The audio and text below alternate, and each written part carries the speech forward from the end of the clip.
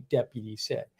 I mean, if this person, the shooter, was able to get out of Highland Park and is somewhere where police don't know where he is, it's not, who knows what the person is going to do. Maybe they, the police found a rifle there. Maybe the poor person has a rifle stored somewhere else. I don't know if the person doing the shooting was planning on escaping or not, or whatever, but they haven't been found yet. There's fireworks events too. So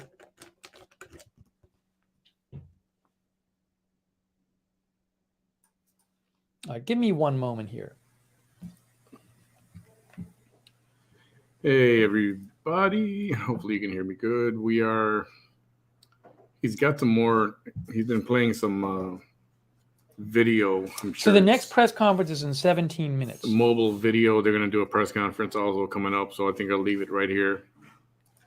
There is additional footage that shows people running and the gunshots, and you can hear them. So we'll see. I'll just leave it right here for a little while. Guys, I haven't yet taken a break yet. I need to take like a 1-minute break. So give me about a minute. I'm going to leave for a minute. I'm going to come back. I will leave this screen up. And so in a minute, I'm coming back. We'll continue our live coverage in a minute. And then at the top of the hour, we will have the new press conference for you. Yeah, so we've got a press conference coming up. He doesn't. The Highland Park police. Looks like right at 3 o'clock. And hi, Maria. Yeah, Chicago. This is north of Chicago. It's a community called Highland Park, which is about 30 to 40 minutes north, straight up north of Chicago along the lakefront. And yeah, it was bad. So the story is somebody was at the roof of a building at an intersection shooting down into the crowd. There are 6 confirmed dead, as you can see right here. And somewhere between 24 and 31 that are injured, various type of injuries. It doesn't mean they were shot. They're just general injuries from either running from the scene or, falling, or maybe they got hit. They're not being real clear on that. So this happened today around 8:30 this morning. 8:30 or 9:30 this morning, something like that. It's like 1:30. It might have been around 10 or 10:30 is when it happened. And Highland Park, Illinois, about 30 minutes north of Chicago along the lakefront. It's not a problem kind of a neighborhood. It's actually a very nice neighborhood, quiet, very, very, for the most part, well, upper income community, beautiful homes there. And so if you had to take an educated guess, possibly a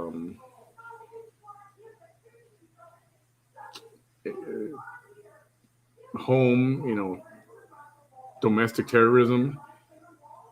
That's what I'm thinking. Okay, we are back. Thanks, guys, for your patience. The next press conference is coming up in 14 minutes.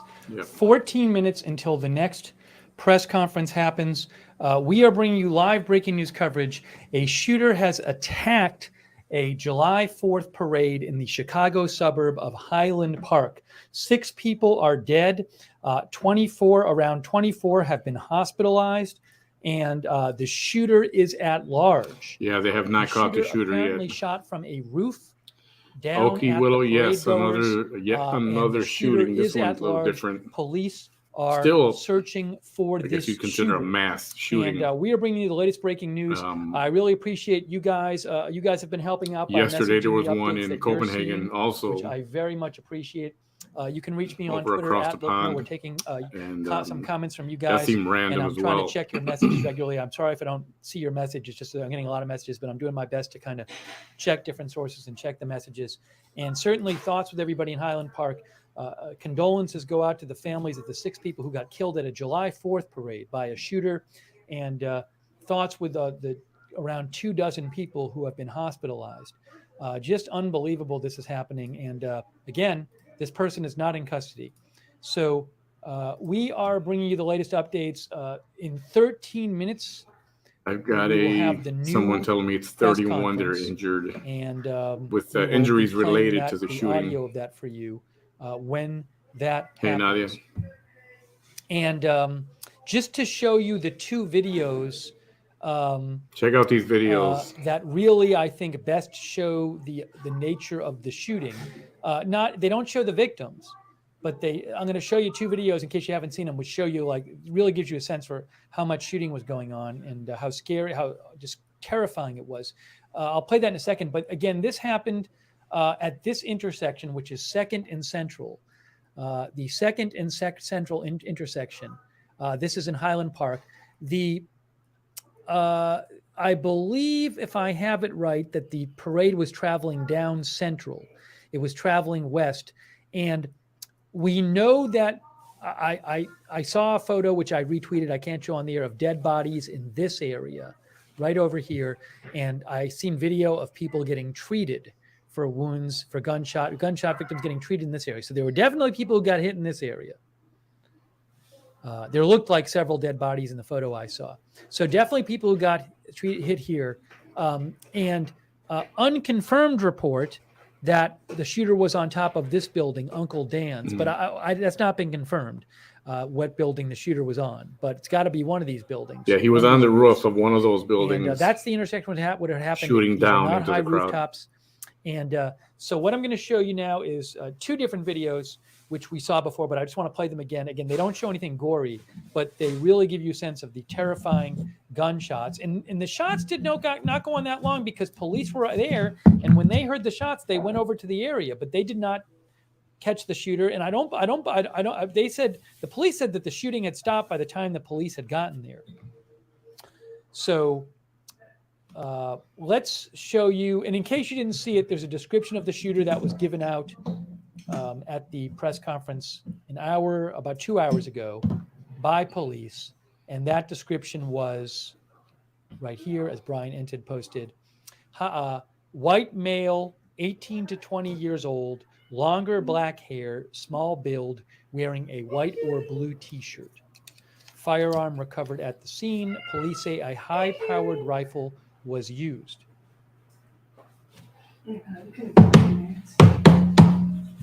And also, let me just show you these videos, these 2 videos.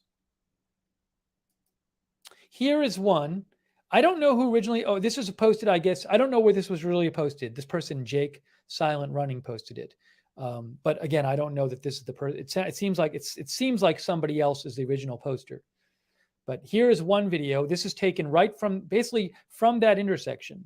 That's right near that intersection at 2nd and Central. Here is this one. And you're going to hear gunshots in this video and some screaming.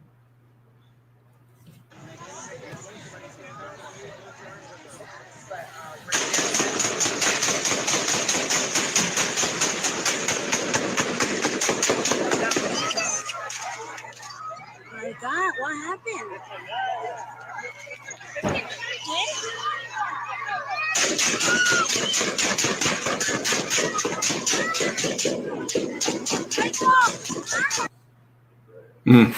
Just awful.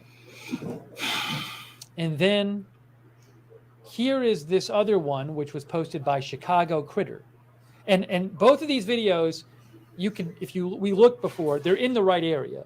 So I can't 100% verify the videos, but they really look legit because they're taken in, they appear to be taken in downtown Highland Park.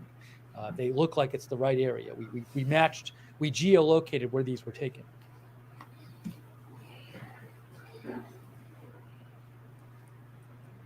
Here's the other one posted by Chicago Critter.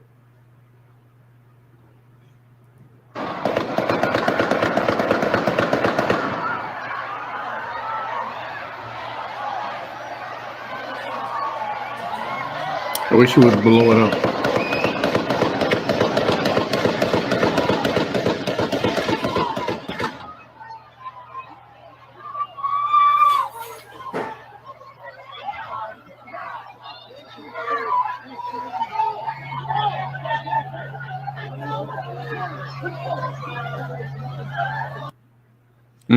I've seen one of our viewers said they thought it was around 60 shots. I've seen some analysis which says around 60 shots in that first video. I don't know how many more bursts there were. I mean, in both of those videos, you hear 2 bursts, although maybe one more than the other. But I don't know how much more shooting than we saw in those videos actually happened. We know 6 people are dead, around 24 hospitalized. But it's certainly possible that in those videos, what you're seeing is like most of the shooting that happened.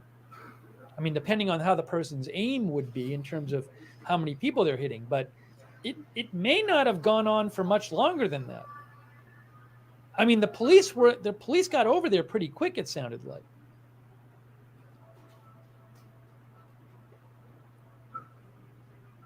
Oh, and some people one of our viewers says it's 30 shots and the others are echoes. So I don't know, but I don't, a number of people are saying they think it's around 60, but it's, that might be most of the shooting that happened.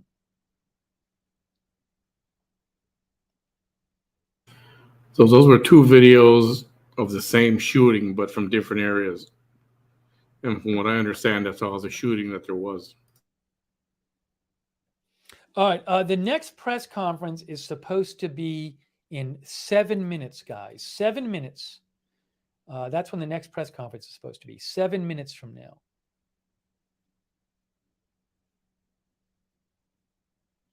I believe President Biden released a statement.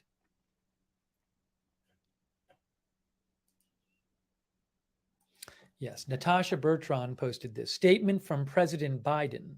Jill and I are shocked by the senseless gun violence that has yet again brought grief to an American community on this Independence Day. As always, we are grateful for the first responders and law enforcement on the scene. I have spoken to Governor Pritzker and Mayor Rotering and have offered the full support of federal government to their communities. I have also surged law enforcement to assist in the urgent search for the shooter, who remains at large at this time. Members of the community should follow guidance from leadership as on the ground, and I will monitor closely as we learn more about those whose lives have been lost and pray for those who are in the hospital with grievous injuries. I recently signed the first major bipartisan gun reform legislation in almost 30 years into law, which includes actions that will save lives, but there's much more work to do, and I'm not going to give up fighting the epidemic of gun violence. That is from President Biden.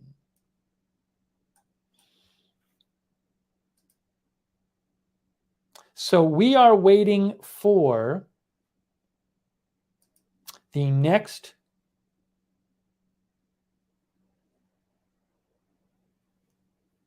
press conference, which is supposed to be in 5 minutes. 5 minutes, guys.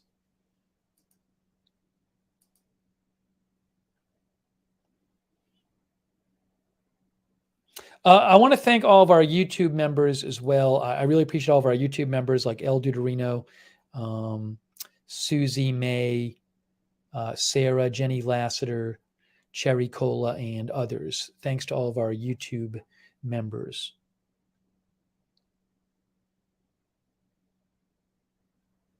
Let me know what you're hearing at Lookner on Twitter. The manhunt goes on for this shooter. Oh. Okay, thank you. QUK TV sent me this. Guys, we have a victim here. Tim McNicholas from CBS Chicago says, the family of Nicholas Toledo tells me he was one of the people shot and killed at the Highland Park 4th of July parade. We're all feeling pretty numb. We're all pretty broken inside, his granddaughter said. She shared these photos with CBS Chicago. So Tim McNicholas of CBS Chicago says Nicholas Toledo was shot and killed. So sad at the parade. Condolences to his family. Just terrible. It's not right. Naya, you're right. You would think he left fingerprints behind unless He had gloves on. Chuck, I saw a post of a young child that got separated from his parents and they can't find them. That sucks. 3 minutes until the next press conference is supposed to start. 3 minutes. Sounded rehearsed, definitely been yeah, it's I don't know about rehearsed, but he definitely knew what he was doing with the long gun for sure. Can we assume it's an AR-15 or AR-15 type? Could be. Our viewer Tosh Not thinks that in the video where you hear 2 bursts of gunfire, one of the videos we just showed, he thinks the shooter reloaded. I think that's what he wanted. I don't know that to be the case, but could be.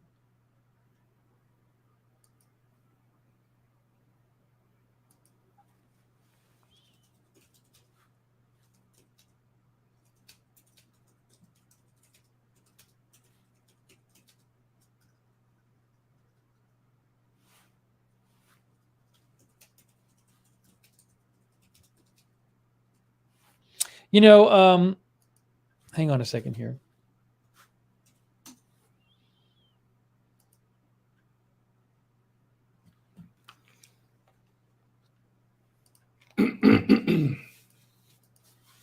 Hang on.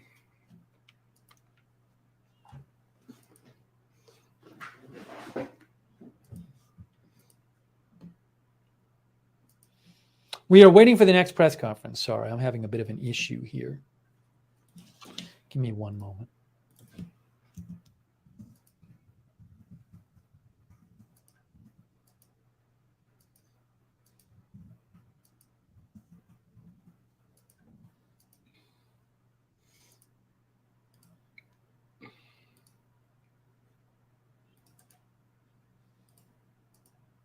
So one thing our viewer Gray Hughes pointed out, and I was thinking about this myself. I don't know what to say about this. So there's this video we saw that this person Jake posted. I don't know who took it, where you hear shooting. And that video, this perspective is looking across the street at the Uncle Dan's building, where we heard one report saying that some eyewitnesses saw the shooter on top of this building. And what Gray Hughes said is, if you look up here, is that little thing sticking out? Could that be the gun? I don't know, but police want videos from people. They say, hey, if you were taking, videos or photos at the parade, you might have caught something. So this video, I mean, the camera is panning very fast at this point. I don't know, that could just be something that's normally on the roof there, but that could be the kind of thing that I'm sure police will go over footage like this. But again, that angle right there in this video is looking across the street at that Uncle Dan's building, and who knows, maybe that's the shooter up there. I don't know, so, but it's when I first saw it, I didn't stop to pause it, but I was thinking, well, maybe you see something there. So who knows? Maybe you can see the shooter there. I don't know. But thanks, Gray, for making that point. It's a good point.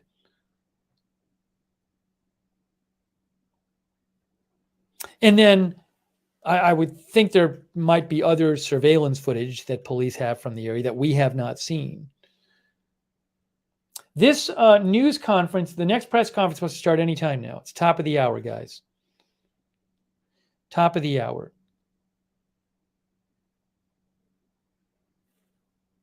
So I am looking around here. I'm waiting for it to start.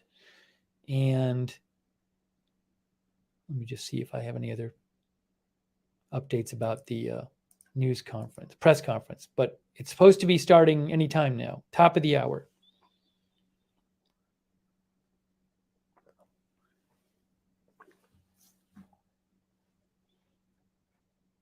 A big thanks to all of our moderators who have been with us during the coverage. I really appreciate all of our moderators. Linda Belk has been over there on Twitter. Also, our YouTube moderators like AJ and Sarah, Jessica Rosenfeld, Rusty G, Lexa Fulmer, BZ. Very much appreciate all of our moderators. Our Facebook and Twitch mods over there on Facebook. Hang on a second here.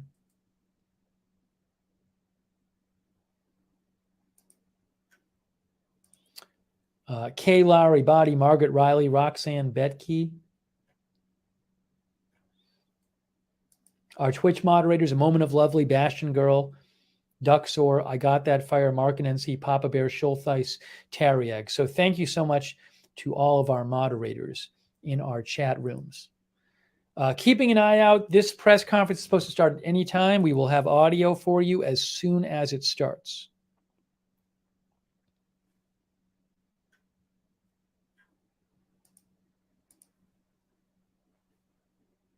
But it has not started yet. And the police said that the coroner might be at this press conference.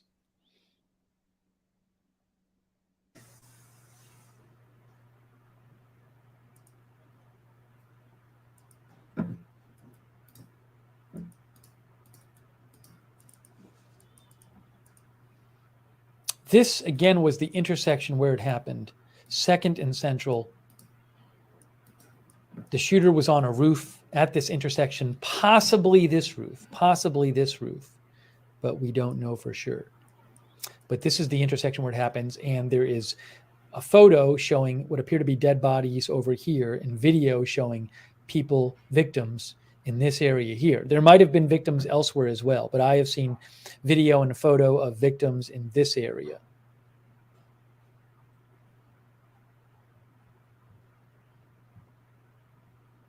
And no, the shooter is on the loose. We have no news that the shooter has been captured.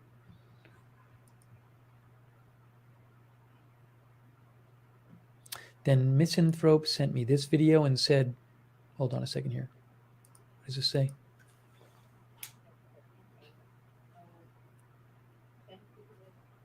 Yeah.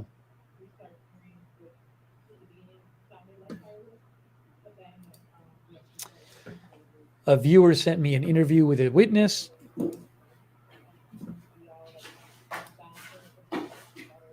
Hang on, I'm just listening to this for a second.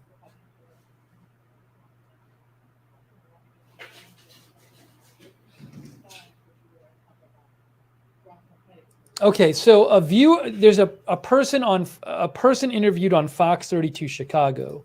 Thank you to Misanthrope sent me this. A person interviewed on Fox 32 Chicago said they saw the shooter on top of the cosmetics building, which is right across the street from Uncle Dan's. So, maybe that's where the shooter was. I don't know.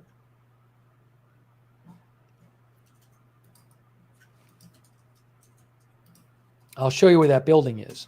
But I just heard the interview myself that was on Fox Chicago. So that building would be, there's Uncle Dan's, and then that's Ross Cosmetics. So, she said, that witness said she saw the shooter on top of Ross Cosmetics. Now, look, in a stressful situation, you could be a witness and you could misremember what you saw, so we'll have to see. It's going to be one of these roofs. It'll be one of these roofs. Other witnesses said they saw it on the person on Uncle Dan's, but maybe the person was on this roof. I'm going to play the video. Hang on. I'm going to play the video he played a minute ago, but I'm going to show it full screen. Thanks for passing that along. Still waiting for the next press conference. Any moment now, the next press conference was supposed to start. We'll come back to him in a second. I'm sorry. I think Sonic messaged me about this.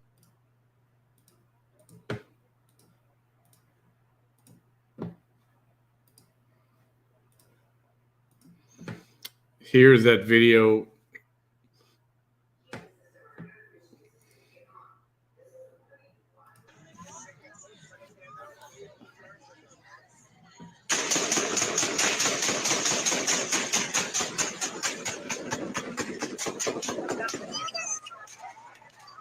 My God, what happened?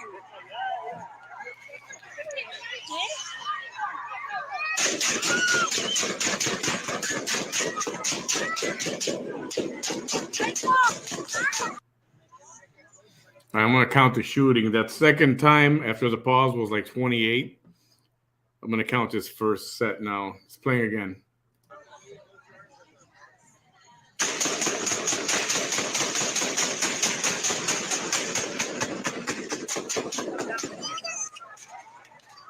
It was like What 30. happened? Presumably he's reloading.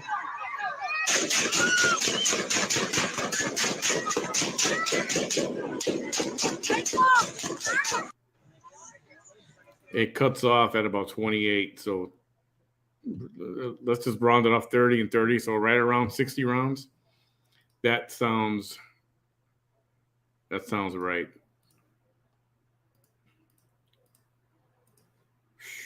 That's nasty, nasty, very nasty. Temporary flight restrictions. Here it is. I found it.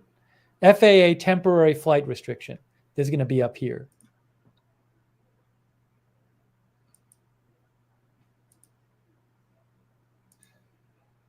I assume. Oops. Anyways, I'm not going to worry about it and get into it right now. You can go to the FAA and find. Yeah. I'm having some issues with this site. It's here somewhere. Yeah, it was definitely more than 18 rounds, that's for sure. It sounded like 28 to 30 each time. But not worrying about it at the moment. I don't see it on that list, though, actually. But I believe the report. All right. Not worth getting distracted over. And I apologize. I know Sonic and other has sent it to me. I just didn't see the message. So waiting for the next press conference. Again, any moment now, it should be starting.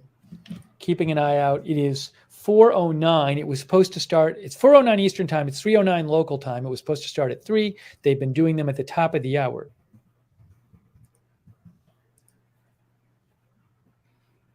Oh, Oleg Ryabov sent it to me, I think. Here it is. Thanks, Oleg and Sonic. Here it is. Highland Park, Illinois. Temporary flight restriction. 5 I know the nautical Caltech. miles It's called a from the Caltech surface up to PMR and including 30. 3,000 feet. There Can you go. shoot 30 rounds. It holds the Only magazine holds relief 30 aircraft rounds. under operation of direction Beyond of that, Highland Park couldn't PD say, not are in the myself. airspace, are authorized in the airspace. I mean, I have what I have. Thank you. I'm not an expert. To Oleg and Sonic for sending me that.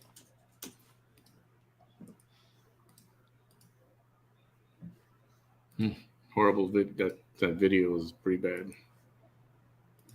What is going on here? Hang on. I was watching something.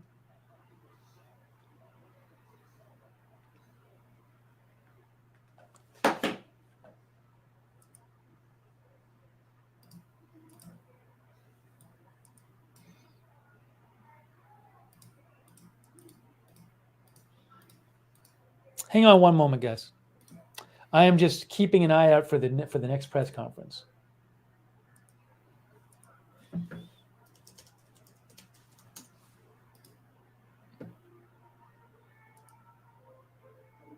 Oops, sorry. Here we go. Okay.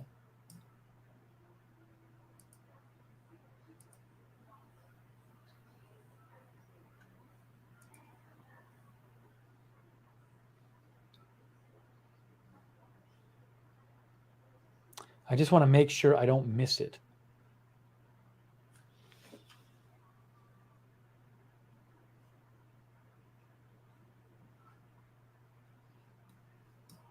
All right, I'm going to play another video. I want to come back to him in a second. Press conference still hasn't started yet. Come back to him in 1 second.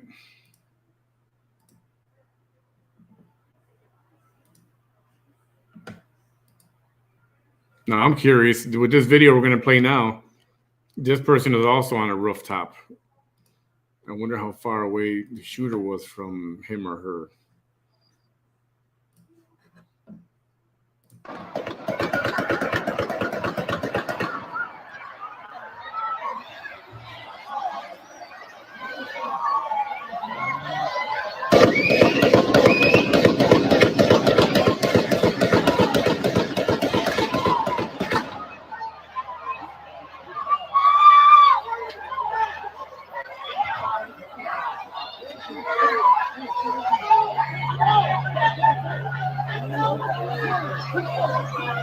And let it play one more time.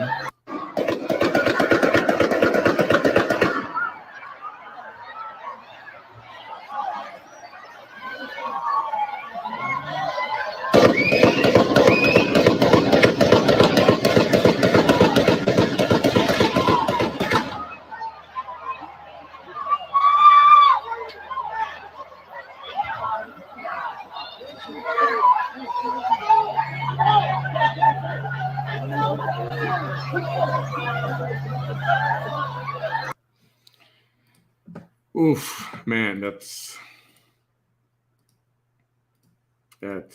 bad.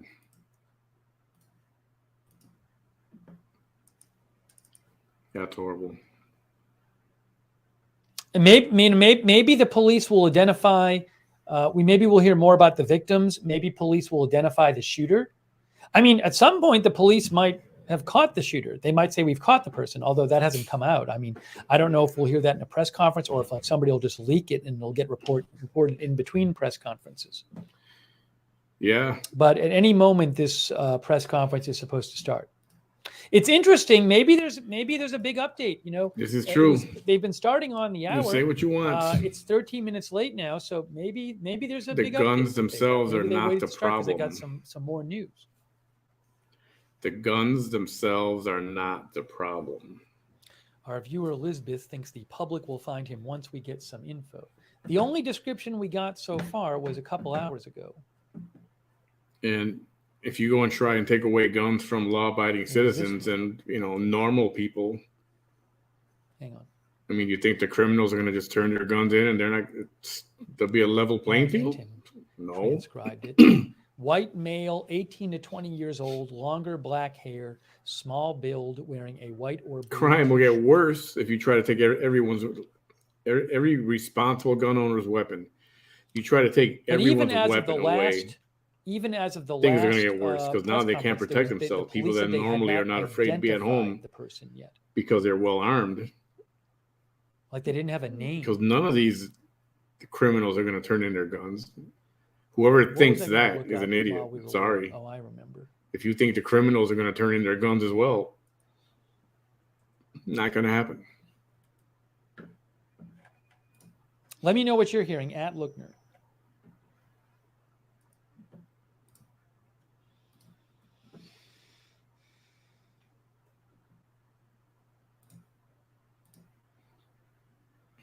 Yep. Yeah, I'm just checking a bunch of different sources. To people, you got unstable minds on whether it's their youth. I mean, is the age a problem? You know, I said it, we had this discussion once before. And checking some of your messages. A young person with a parent or a family member or a family that's, you know, a kid who's got a sponsor, like a father, grandfather, that kind of thing. This was Highland Park. This is Highland Park, Chicago, a suburb of Chicago, about 25 miles away from Chicago, at 10:14 a.m. 14 minutes after the July 4th parade started, a shooter started attacking people from a roof, started shooting at people from a roof at this parade. 6 people are dead and approximately 24 have been hospitalized. Some apparently in critical condition. Here, look, see another presser. Jake Sheridan said 4 minutes ago, another presser to start in 5 minutes. We may hear from the coroner and get information on the reported 6 dead. We'll share as I learn more. So that's Jake Sheridan. He said that 4 minutes ago, he got a 5-minute warning. So any moment now, we'll be getting this update here.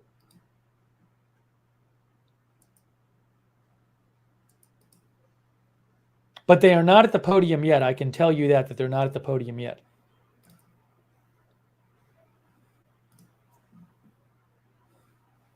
So will we get a major update in this press conference? Okay, I'm going to show another video here. I'll come back to him in just a second.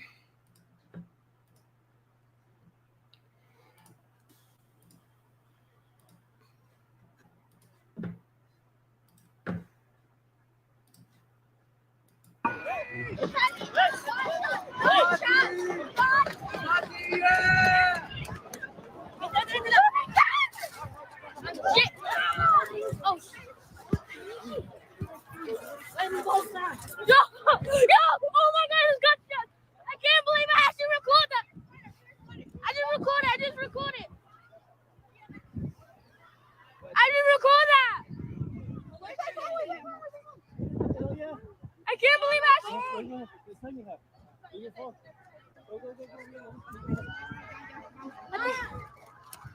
Ma, my phone. Okay.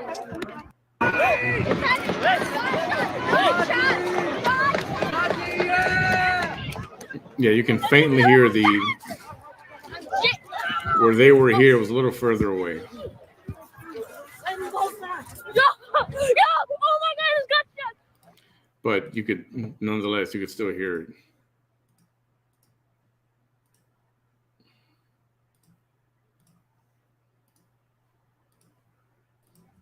Thanks again to all of our moderators. Yeah, Chuck, I think they are. 4:18 Eastern time, 3:18 local time. Some would love to see that, Chuck. I really do Supposed believe to be at that. the top of the hour. This is the intersection where the shooting happened. I've heard the shooter was on a rooftop. There's some eyewitnesses who said the shooter was on this rooftop. I heard one eyewitness who said the shooter was on this rooftop. There is video and a photo of victims in this area over here. They could be victims in other places as well, but definitely over here.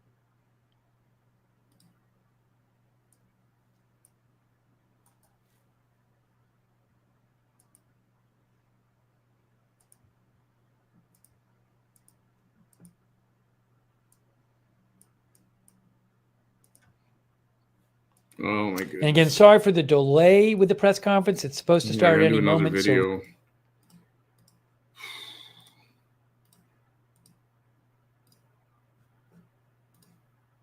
yeah, another video for you guys.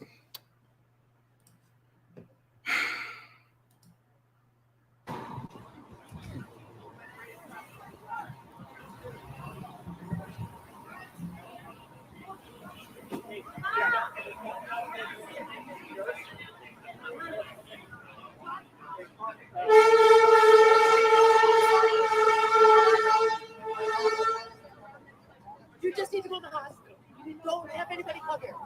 No.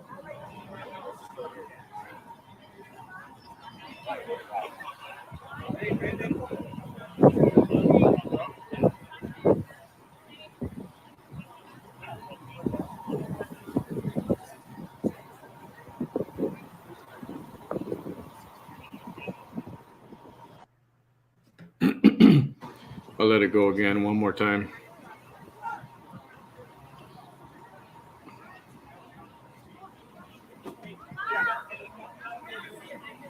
They're tending to somebody there. They're doing chest compressions, CPR. Same thing there. Wow. That's a lot of blood there. It's not good.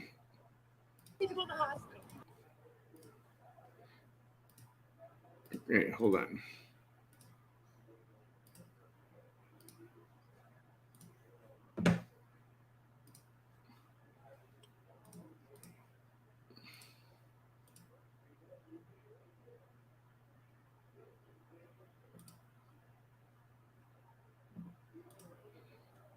Oh, damn it. Did I lose this guy? Where did he go?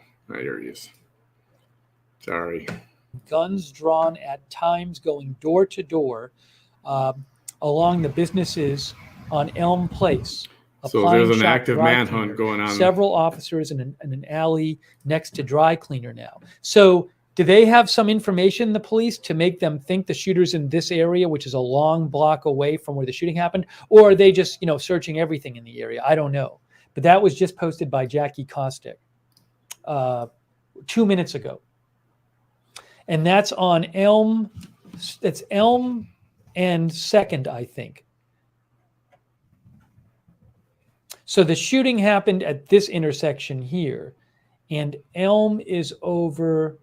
I'm all messed up in terms of my direction here.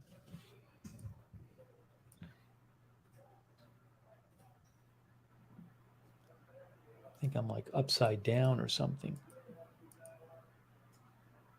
Let me do it this way.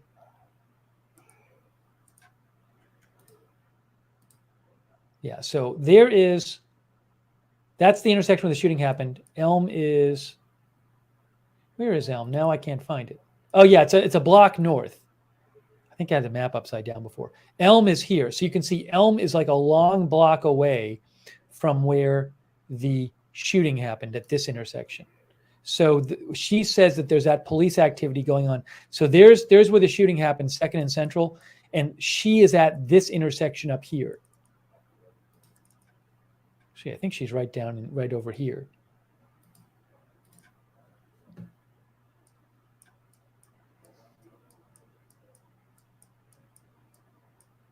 Let's see. I don't know exactly. She says this is Elm Place. Oh, maybe she's at.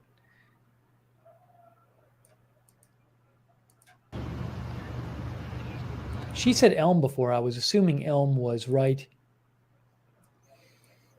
Somebody's got a post up of Elm. No, Elm Place. That's it. Elm Place, right there. A name with a photograph of the shooter, but so somewhere on Elm is where she is. Where are those people? Could be a stupid prank. It's not confirmed. I'm not going to post that up there. Yeah, see the green awning? They're calling him a neo-Nazi. Might be this building right here. Looks like that one right there. That's the building. But so she's taking this video right here. There, so. Again, it's like a long block away from the shooting location.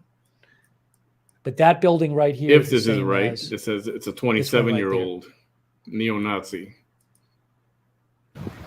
But I'm not going to show the photograph because this is not real, confirmed or anything.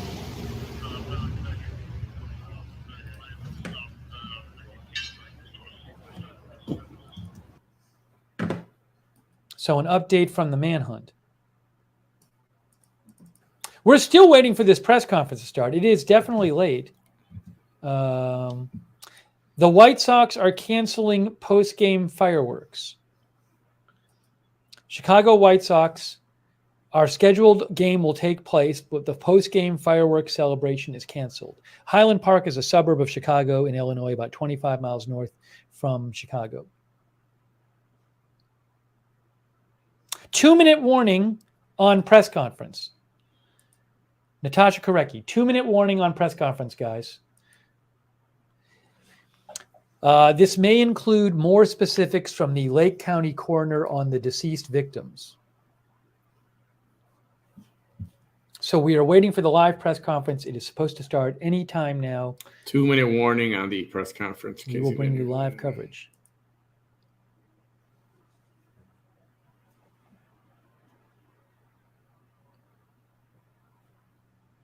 I'm looking for more videos or any kind of photos, but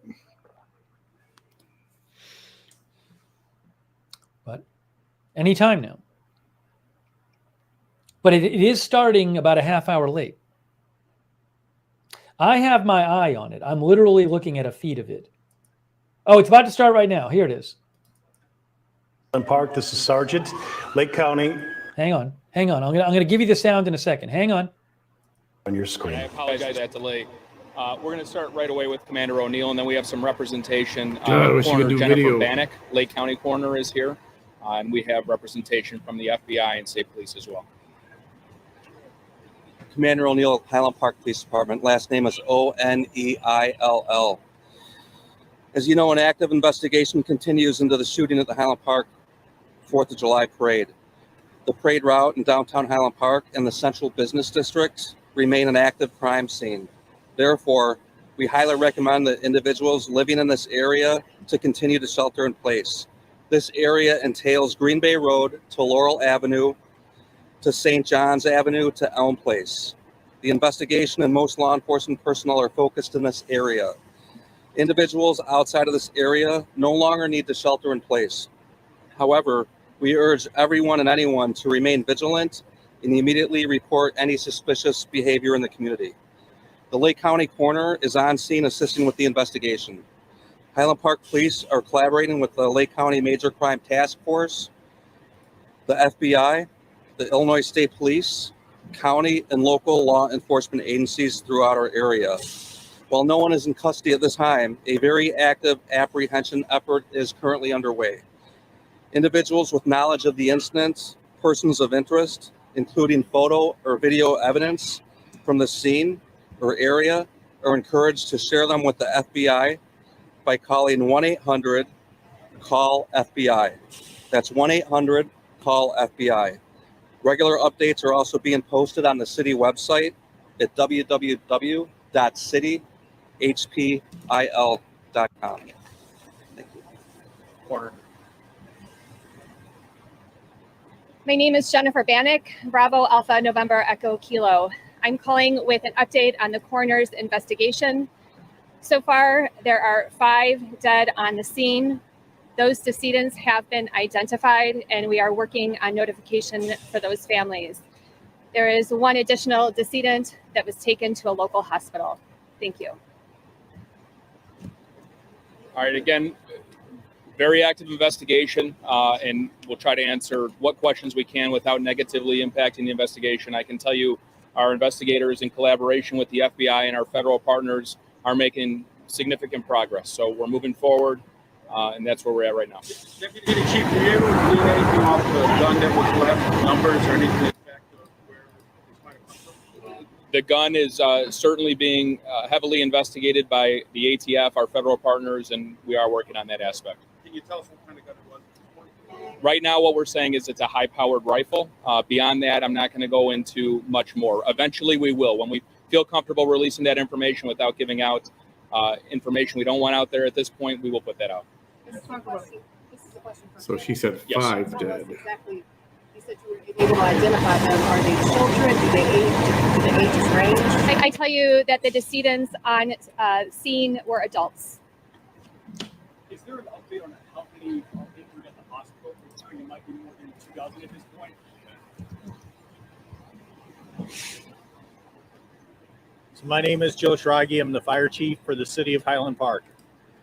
So on scene, we transported 10 to Highland Park Hospital, 6 to Lake Forest Hospital, and then 7 to Evanston Hospital.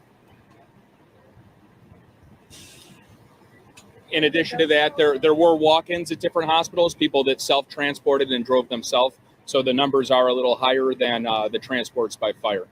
Have you identified the gunman? Do you know who you're looking for at this point? I can't get into that just yet. Are we talking about multiple shooters or one shooter? At this time, we have no indication to believe there was more than one. However, we're only hours after this occurred, so we don't want to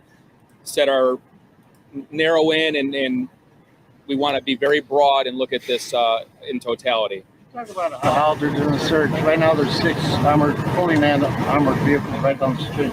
Are they just waiting for tips, or are they going to go door to door? So primarily the SWAT teams in NIPUS, what they are doing is they have been evacuating people out of the buildings that have been in that contained 4 radius. Should the individual still be there, that is their primary focus at this point. Can you clarify the number? I just want to clarify the number of those who are deceased. You said 5 were deceased on the scene were adults. And is there one more? Because There were 5 on the scene, and they were all adults. And then there was 1 that was transported to a local hospital that also died at the hospital. I don't have any additional information on that victim. including their age? Okay, I got another feed here.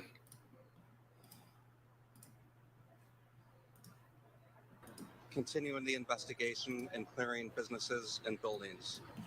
Are there people still inside buildings at this hour? Do you know how many more we need to evacuate? Some people chose to shelter in place and continue to do so. We are working with our law enforcement teams in that area to evacuate them. The Highland Park Police Department is the reunification site for family and friends. If anyone is missing anyone or there's any separated parties, they can be directed to the Highland Park Police Department, and that's located at 1677 Old Deerfield Road. Sorry, it's not very loud, this feed, but I'll look for another one. Outside of that investigation, that scene right there, do not need to shelter in place. That's correct. That's correct. There's a heavy police presence in the area and in the community right now. For those who were transported to the hospital, were any children?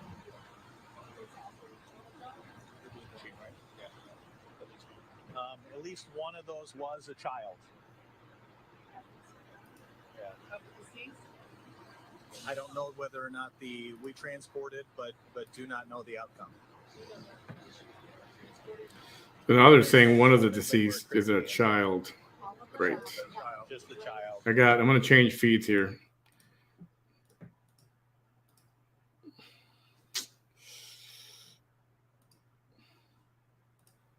At least one of those was a child. Yeah. I don't know whether or not we transported, but do not know the outcome. When they were transported, they were critically injured. Just the child. No, I was not given the age range. I'm sorry. We can get that too. But the child was the one critically injured. Yes. So they were gunshot wounds, and it varied from abdomen to limbs and such. But the crews were on scene very quickly. There was bystanders as well that were rendered aid as well. They were quick to tie tourniquets and do bleeding control, which definitely assisted the fire department on scene.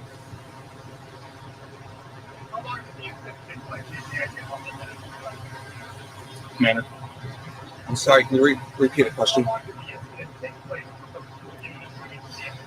It was very quick. Gunfire was recognized in the area. Police units were actually already on scene for the parade in addition to fire personnel. So it was very expeditious. It was pretty quick, and then the offender had fled the scene. I do not at this time. Numerous is what I can tell you right now.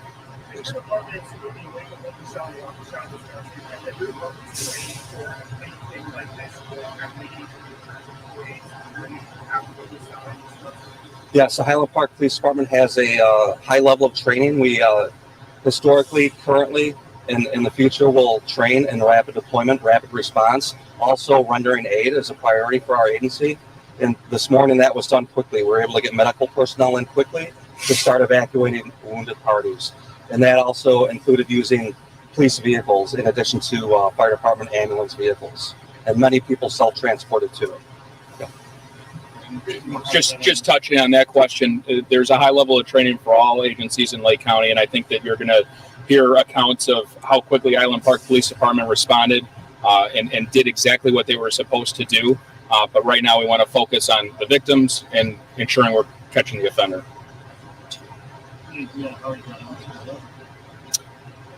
So the roof was a business, and it looks like access to the roof via a ladder in an alley was unsecure. Fire escape? A ladder that's attached to the building. All right, we can take two more.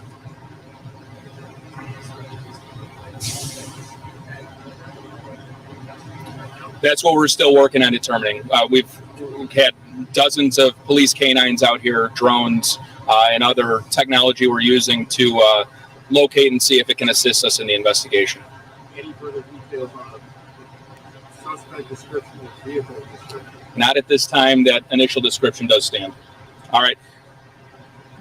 We'll shoot for about 4:15 for the next briefing. Thank you. Quick. Detective Chris Cavelli wrapping up another news conference from Highland Park. The latest briefing on this shooting at the 4th of July parade.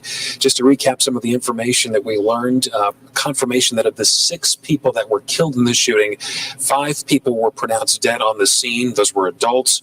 1 person was declared dead at the hospital, so they died after being transported from the scene. And then as many as 24 people were transported by Highland Park Fire Department ambulances, but that there were also a number of walk-ins, people who left the shooting scene on their own and made their way to the hospital. Let's get to Phil Rogers, who's with a witness. Phil?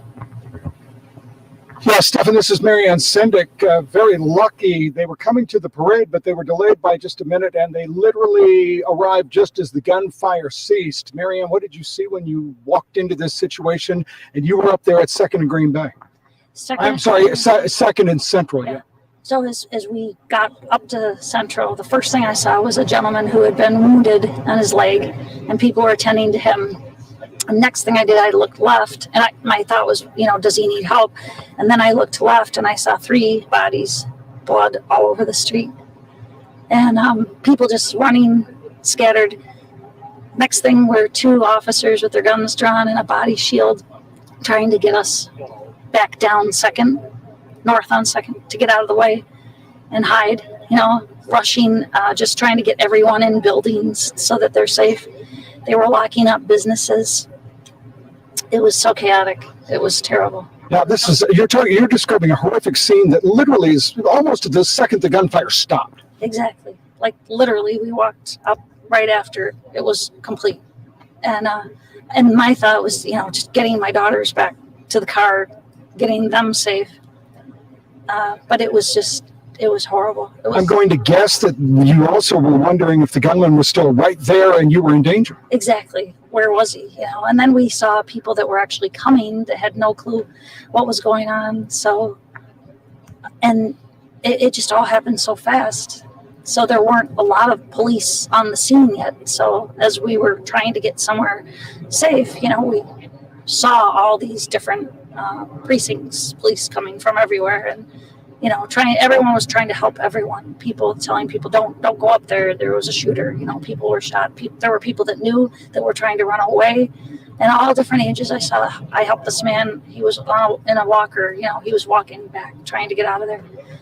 There's a lot of young adults, disabled young adults that live in this area. They were all out. We were trying to help them get back into their living spaces. They live on Green Bay, right off of Central. It was just horrible. Now, you had just come down 2nd Street from the north, past the very building where it's believed these shots were fired from. Right. And That's it was just terrifying. I'm still shaking from it. It was horrible. And the location where you were planning to go was there on the corner, right where the victims fell. Exactly. Right. Had you not been delayed arriving at the parade, you would have been there? Right. We would have been right there. Marianne, I'm glad you're okay. Thank you so much. So, Stefan and Alex, just another terrifying example of what unfolded out here in just a few minutes could have made the difference between life and death. Back to you. Yeah, Phil, thank you for bringing that to us. We heard a couple of hours ago from a doctor who described a similar scene, who was right at the moment. Who said there was blood everywhere. His words that, and some of the people he knew right away could not be saved, and now we know why from the coroner. They were dead on arrival. It's upsetting to think about that. Christian Farr and Patrick Fazio now joining us on the scene there. Tell us what's going on from your vantage point. Yeah, well, Patrick was anchoring this morning, and then you were with your family later on when you heard all this happening, and then you've actually talked to a few people. I have, yeah. We were actually at the Winnetka parade earlier this morning, and they had stopped the parade so an ambulance from Highland Park could come through, ripping through. They moved everyone out of the way, and it came through. And later we find out, we were getting the alerts from the NBC Chicago app and other news alerts coming in that the shooting happened here at Highland Park just minutes before. And came up here after that, and we were talking to different families. You'll be hearing these interviews coming up. One family in particular, they were here right there, just a block away where the shooting happened, and they heard the gunshots from every side all around them. They start running, and as they did, they said, a dad said, "My wife's been shot. Can you take my little girl?" And they took this 2.5, 3-year-old girl, and they went for cover as the dad went back into the gunshots to help his wife who had been shot. And we just heard an update. She is expected to survive, but she is one of the wounded. And that family also, as they were running and taking that little girl to safety, and they ended up taking her back to her house, they realized later that they had superficial wounds from shrapnel from all the gunshots that had hit off the street, off the sidewalks, and they were showing me different cuts and superficial wounds from that. Luckily, they're okay, but a lot of people just traumatized by this, but it was good to hear the good news stories of people stepping in to rescue people, help little kids. There was another family we also heard from that you'll be hearing their interview soon, that they saw a woman bleeding, holding a little boy, just screaming, couldn't even process what was going on. They took the little boy from her so she could get treated, and grandparents. We don't know exactly what's happened to his parents at this point, but the stories that we're hearing, as horrifying as they are, there were people that stepped up here just a block away who stepped up when people needed help as they were bleeding, as they were wounded, and neighbors helping neighbors to rescue these little kids who had nowhere to turn to, nowhere to go. And I think it's important to point out you were off the clock. I mean, you're with your family, and he came here to help us gather today. So, Patrick, thank you for being out here. You're a father as well. You understand going to these parades, and I can't imagine. We had our kids there at the Winnetka Parade, and I can't even imagine. This is still hard to fathom. This happened right here in Highland Park. Yeah. Patrick Fazio, thank you so much. Again, we've been hearing from a lot of people, and we've seen law enforcement talk to some folks as well. There was a young man they were talking to who was actually the son of a Turkish journalist who was working with Network. They were just checking to see who he was and see if he possibly was connected to this, because they have a very vague description of this shooter. So any information you guys have, please give it to police so they can continue this investigation and track down this shooter. Back to you in the studio. Video, picture, description. I mean, we keep hearing from police every time video briefing. Call that number, 1-800-CALL FBI, because yes, federal investigators are on this case as well, just trying to get any information about who this shooter could be. Yeah, and as we're now over 5 hours since this happened, since the hours have ticked by, we've gotten more and more stories of just like what Christian heard, what Patrick heard, and we've talked to a few. Phil just bringing us that witness. Now that those people who were in the area know that they're secure, their loved ones are who they were with, everybody's okay. Now we're hearing more of these stories, really each one more heartbreaking than the next, about what people saw and heard when they came to that spot, when they were on the spot at Central and 2nd. We want to play for you, we've only played it once, I believe, video that really brings us the closest to what happened at Central and 2nd at 10:14. This is witness video captured from across the street from where we believe the shooting occurred, catching those gunshots. Let's listen.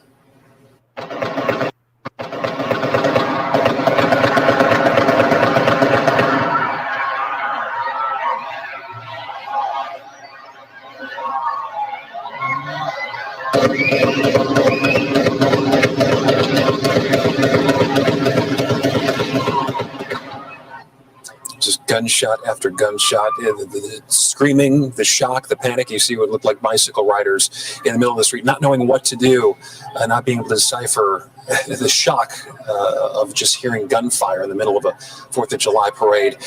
Joining us on the phone this afternoon is Zoe Antonioni, who was there at the intersection of 2nd and Central. I can imagine you heard those gunshots, you saw what happened. Zoe, just give us a sense of what you witnessed today. Sure thing. It was just, a perfectly lovely 4th of July day and a beautiful parade. The marching band had just walked by, and all of a sudden, just like you just heard in that video, those shots, the bang, bang, bang, bang. And everyone thought it was fireworks at first. Everyone was standing up trying to see, oh, there must be fireworks over there. And I just grabbed my dad and was like, those are gunshots. We have to run. I grabbed my dad's arm, and then it was just a sea of hot panic that ensued shortly after. And a whole crowd of people just started getting up, screaming, running, as you saw in the video. I looked back at my dad as we were running to find some shelter, and I saw a woman right behind my dad, probably 4 arm lengths from me, get shot and I believe killed. They covered her later on. But it was just fall, and I saw people just falling. It seemed like in slow motion behind me in that sea of people. We hid behind a dumpster for a long time, and there was a man with a couple of his children, and he had put them in the empty dumpster for safety.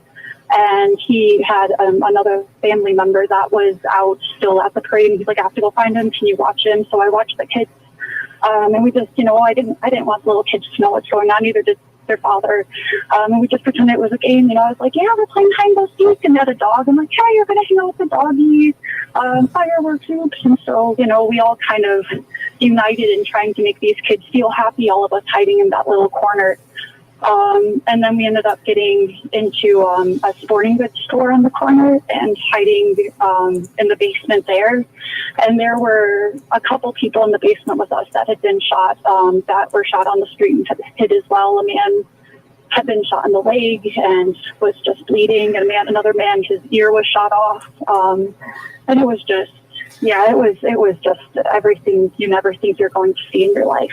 How soon, Zoe, did the police come to you, or did you escape that sporting goods store? How long did you have to wait there, and especially to get those people medical attention? So we were behind the dumpster first for about half an hour, and then we were in the sporting goods store, I'd say, for an hour and a half in total. I'd say about an hour into being in the sporting goods store, the police came in. They had the area outside secured, and they just asked. They were going into all the open businesses and saying, "Out you're injured, bring out your injured." So we brought up everyone that was injured, and they took them out to get medical attention. So it was probably an hour and a half after the shooting or so that they got into the ambulance. I'm trying to picture you running from this sound of gunfire, and you said you literally looked behind you and saw a person fall to the ground. How are you even beginning to process and digest exactly what you experienced today? Honestly, I don't know if I am. Talking about it with people is very helpful, just letting people know what happened. You know, when we first got to see the news, when we were watching, and people were saying, "Oh, it's just another shooting. This happens in Chicago all the time." And this, for starters, we should never be numb to shooting.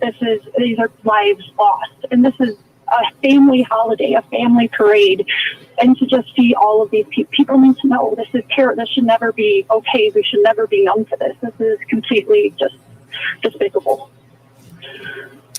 Well, Zoe, thank you so much for giving some of your time to us. We're glad you're physically okay. And we hope all the scars fully heal, and glad you were able to get out of there in time. Zoe, thank you so much for talking with us. Thank you. Yeah, thank you so much. We've heard so many witness after witness, including Zoe may have been describing the man who we heard from earlier, who put his kids in the dumpster to protect them from these shots, doing whatever people deem necessary to just get out of the way and get some cover. And the sense of confusion. I mean, you don't know if the shooter's still out there. You don't know if more gunshots are going to come. She talked about playing games with the children, saying we're playing hide and seek.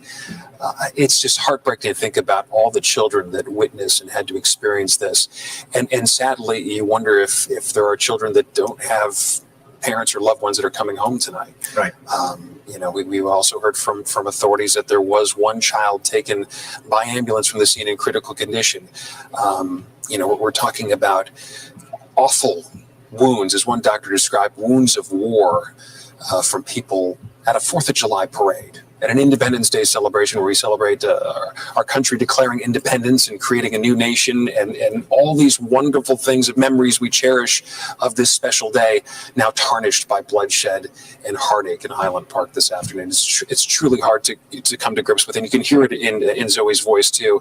Just beginning to digest and process this is a monumental task right now. And more confusion and wonder as this shooter remains on the loose, as people are at home right now wondering when it's safe to go about their day and continue on with whatever they have to do today. And as the ripple effects go beyond, we mentioned some cancellations earlier.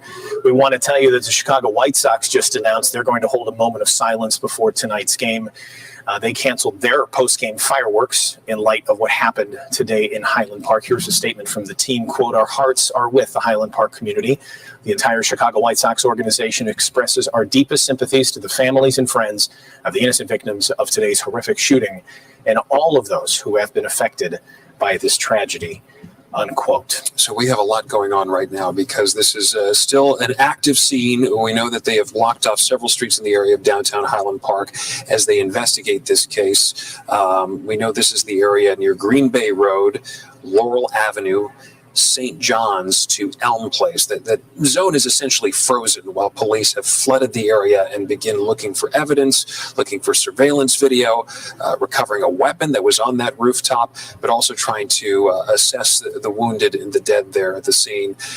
And then you also have this manhunt beyond that zone. Now the FBI involved trying to figure out where the shooter went to. We heard from Phil Rogers and from police on the scene. They are acting under the assumption, for lack of a better term, that the shooter could still be there in that direct vicinity of Central and 2nd. They don't know for sure. They don't know if that shooter may have fled, whether it was on foot, they walked or ran away from the scene, on a bicycle, in a car, on a train, the Edens Expressway not far away. Those answers we're still waiting for as we await another police briefing this afternoon. And the latest police briefing telling us it appears there was an unsecured ladder that the suspect may have used to get up onto that roof of the cosmetic store at 2nd and Central, perhaps using it, same ladder again, to get away. We don't know that just yet. We are expecting a briefing shortly, as officials have been updating us about every hour on how the investigation and the manhunt is going. We have learned that at the 5 o'clock or approximate 5 o'clock briefing, a little more than an hour from now, Governor J.B. Pritzker will be on scene there giving his thoughts in addition to the update on the investigation at the Highland Park Fire Department. So Governor Pritzker has already offered a statement, and we do know he will be traveling to Highland Park to give an update in the 5 o'clock hour. Chris Hush has been listening to the last several briefings that we've had through the afternoon as police have given bits of information. They did say in the last one they've made, their words, significant progress in this manhunt. We don't know exactly what that means. But Chris, we did learn some important information the last one with the knowing that the 6 deceased, we don't have their identities yet, but all adults, and waiting to hear more from them shortly as they're going to update you at 4 o'clock. Correct, and actually we were told that the next update may come around 4:15, so a little after 4 o'clock. Again, they're giving these updates every 30 minutes to an hour, and they could be delayed at any time. But I do want to point out, when we were talking about the victims there, yes, the 5 deceased have been identified at this point, according to the officials here on scene, the police here on scene. And there is a 6th deceased victim who is yet to be identified, or I should say the information on this 6th victim has not been shared with us. We do not know anything in the way of age for that victim, but the 5 who were pronounced dead here on scene after the shooting are said to be adults. We also were told by the fire chief, the Highland Park fire chief, that among the injured, again, at least 24 injured, one of the injured is a child who was transported from the scene in critical condition. All of it is heartbreaking, especially when you hear that piece too. And I have a feeling that we're going to be hearing some more stories coming out about the injured, because when we talk about 24 injured, and they were all transported to area hospitals here, of course, you even mentioned, Alex, the fact that some of these hospitals had to go on bypass when these victims were being transported to hospitals, just because of the situation, just how critical this situation was for the hospitals trying to take in these patients. So that was the latest when it comes to the latest update, I should say, when it comes to the victims here. And again, the next press conference we're expecting in about 20 minutes or so here. But yes, they also talked about how they were making significant progress when it comes to this investigation. They also did tell us right now, as far as the perimeter, the area of focus right now, that includes Green Bay Road to Laurel Avenue to St. John's Avenue and Allen Place. That is also where the shelter in place is still active at this time. They said that anybody outside of that perimeter doesn't necessarily have to shelter in place, and they are able to freely leave their business if they decide to. Again, so many law enforcement officers on scene here, and you have so many different agencies that are assisting the Highland Park Police Department here during this active investigation. We, of course, will remain out here and bring these updates to you as they are made available here. And this appears to be a very long night, and really a very long few days and weeks ahead for this entire community here. For now, I'm Chris Hush. We are in Highland Park. I'll send it back to you. Okay, Chris Hush, the media staging zone in Highland Park. Marion Brooks joining us now. A little switch out. Thanks, Alex Maragos. A very, very, very difficult July 4th we're dealing with here.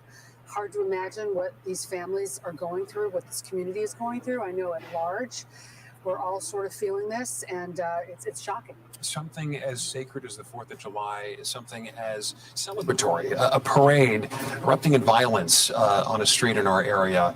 And clearly the emotional scars of today are going to last long beyond what we're experiencing right now. Almost 6 hours after the shooting started around 10:14, multiple people shot from a rooftop. A lone shooter, as we're now being told by investigators, they believe it was only one gunman who fired into that crowd. 6 people killed, 5 people pronounced dead on the scene. 1 person was transported to a hospital and later died.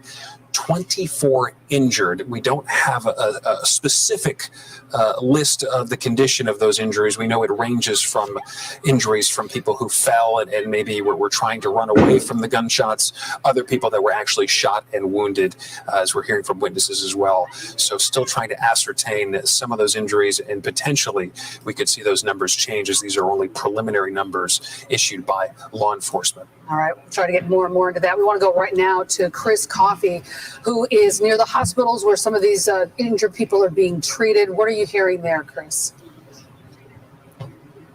Well, Marion, moments ago, we just received an update from the North Shore Hospital System. They say that they will have a press briefing with several doctors giving statements at 4:30 to talk about the patients they have treated here behind me at Highland Park Hospital, as well as North Shore's Evanston campus and North Shore's Glenbrook Hospital campus. We have been reporting this afternoon that 24 people were injured and 6 people were killed in this morning's shooting at the parade.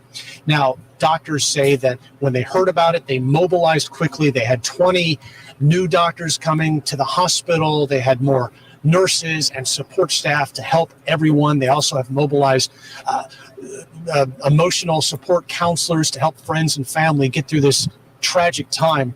Now, earlier we did speak to a woman named Gabriella, who was at the parade when the shooting happened. She described a scene of chaos with several people near her getting hit. She described helping an elderly woman who was about to fall onto the concrete. She helped her so she wouldn't hurt her head.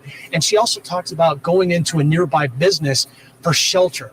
Here's some of what she had to say earlier today. As soon as the school marching band, the Highland Park High School's marching band, crossed by, because we were in the corner of Central and 2nd Street, right in front of where Uncle Dan's used to be, right on our right-hand side, we started hearing what we thought were fireworks in the beginning, because I thought it was part of the parade. So I told her, I'm like, fireworks? And then out of in literally 1 second, we all started getting into a panic mode, because as soon as I turned, I saw one of the shooters above Ross Cosmetics, aiming towards where we were. And we ducked down. I tried to grab my daughter. She slipped out of my hands twice. And the first thing I decided to do was run into Uncle Dan's. And I tripped twice because of the panic mode, obviously, because at the moment you really don't know how to react or what to do. So you just try to look for a place to hide. And people were just dunking down in the sidewalk, but it was really not safe because of the shooting going on.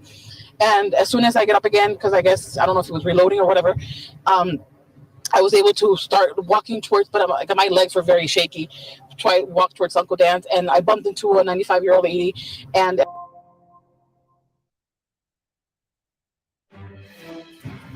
we're coming on the air with that breaking news of a mass shooting at a 4th of July parade outside Chicago. And as we speak, the shooter is still on the loose after killing 6 people and hurting 24 others, including at least 1 child, in Highland Park. You've got President Biden set to speak from the White House later this hour, as we wait to see whether he will speak on camera about what happened after in a statement saying he was shocked by the violence. We're also looking ahead to another update from police in just about 15 minutes from now, all as this massive manhunt for the suspected shooter happening now.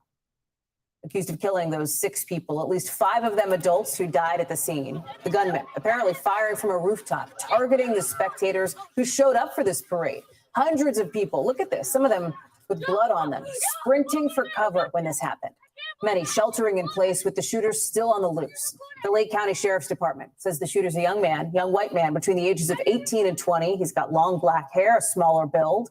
Police say they found a high-powered rifle on the rooftop that he was firing from. They say it looks like he may have climbed up on something like a fire escape, and say he should still be considered armed and dangerous. We've got team coverage tonight as we look ahead to a couple of these live events. We're juggling a lot in this rolling coverage. I want to bring in Rahema Ellis first, who's been all over this shooting since it happened at just about 10:15 local time in Highland Park, again, about 25 miles north of Chicago. So Rahema, bring us up to speed on where the investigation stands now. As we know, this manhunt is happening. More than 100 members of law enforcement out looking for the shooter. Yeah, Hallie, local, county, state, federal authorities are all on the scene trying to figure out who this person is and where this person is. In the last hour, they pointed out that they have a very active, apprehensive effort underway. They wouldn't say more than that because, of course, they don't want to tip their hand at this moment. But they are fanning out in all areas to try and apprehend this person. In addition to that, they pointed out that they are making significant progress and the gunman is being heavily pursued. Authorities have talked about the fact that they have recovered a rifle. That rifle, it is believed, and our experts have been telling us all day, that there is very likely DNA evidence on that rifle. There is very likely fingerprints on that rifle. Even if there aren't any fingerprints, there's DNA. Because that person on a hot July day outside of Chicago was probably sweating, even just from the adrenaline from themselves, to say nothing of the heat on a July day in the Chicago area. This community of Highland Park is a small community, but it doesn't matter anymore in America, whether it's a big city or a small city. Shootings happen. This community is of about 30,000 people, 25, 30 miles north of Chicago. People saying over and again, they never thought it could happen here, but it did. One person on the scene was a doctor. Listen to what he described, what he saw. Got to the two areas, you saw blood everywhere. You saw bodies down. You saw people screaming. You saw massive amounts of blood in the people that were gone. Their injuries were horrific. And that from someone who is in the medical profession, a doctor, and even he seemed shaken by what had happened. Hard not to be. Hundreds of people out on this 4th of July day to celebrate a holiday, to celebrate freedom. We've heard over and again from people saying they do not feel free anymore when things like this can happen literally anywhere in America. Hallie? You know, we're looking at this video, Rahima, as you're talking, not just the police presence, but the abandoned chairs, right? The leftover items that had been along the parade route as people were just sprinting to try to get to safety when they heard the gunshots. I want to play for you a little bit more. We heard from the doctor there how some other eyewitnesses are describing what happened.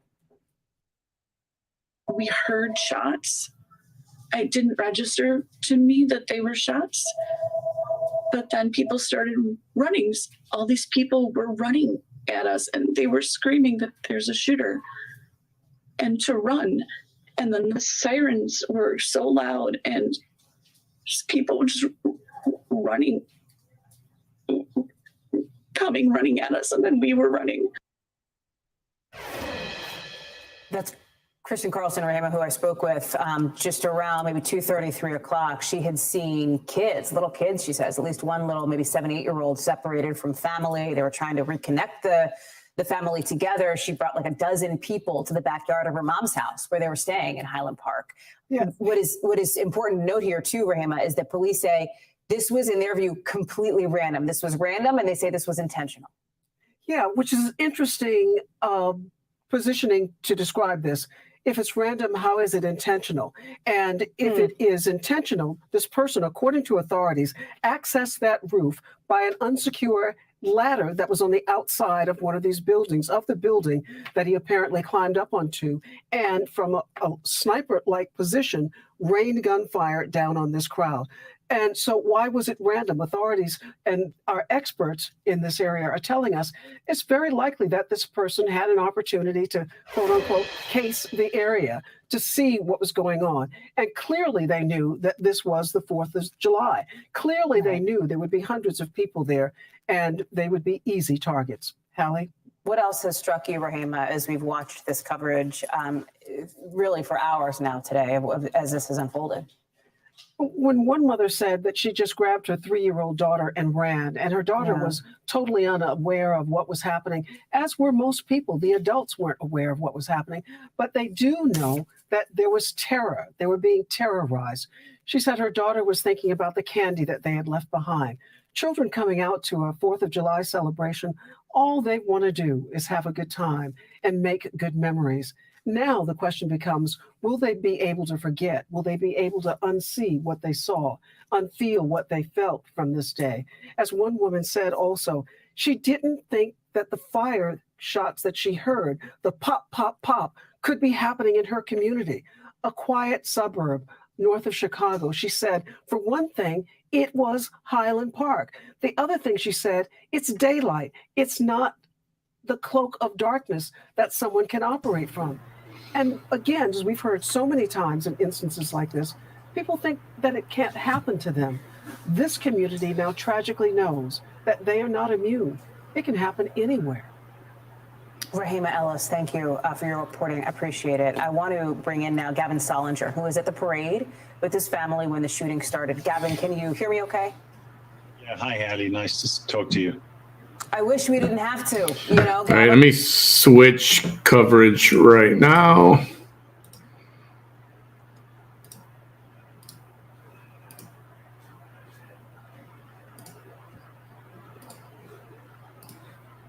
Here in this intersection here, and looking at the buildings and seeing if you could see some sort of ladder in an alleyway. So, for example, we've heard unconfirmed reports that the shooter was either on this building, Uncle Dan's, or the Rose's Cosmetics. So, you know, there is, our viewer pointed out that there is like a stairway here in this building. I don't know if we can see it. Looks like some sort of stairway here. So if the shooter, as our viewer said, if this is like a stairway or a ladder, I mean, it was described as a ladder, maybe it's a stairway, that could be a place the shooter went up on the roof.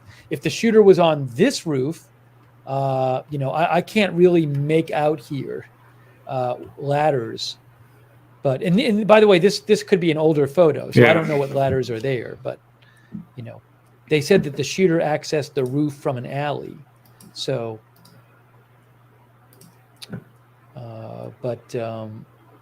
you know, we've heard a witness said he was on this, the shooter was on this building. And then we've heard some other witness reports that said this building. But I guess they, you know, if it was an alley, they'd probably be back here somewhere getting on the building, I assume. Although you could, I mean, if you could go on, you get on the building over here and then walk all the way over. So I don't know exactly where it was accessed.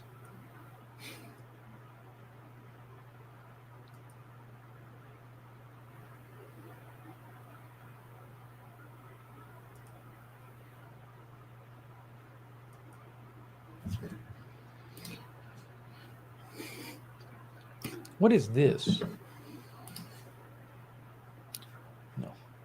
Well, hopefully there's more news on the update. Be nice if they found the guy.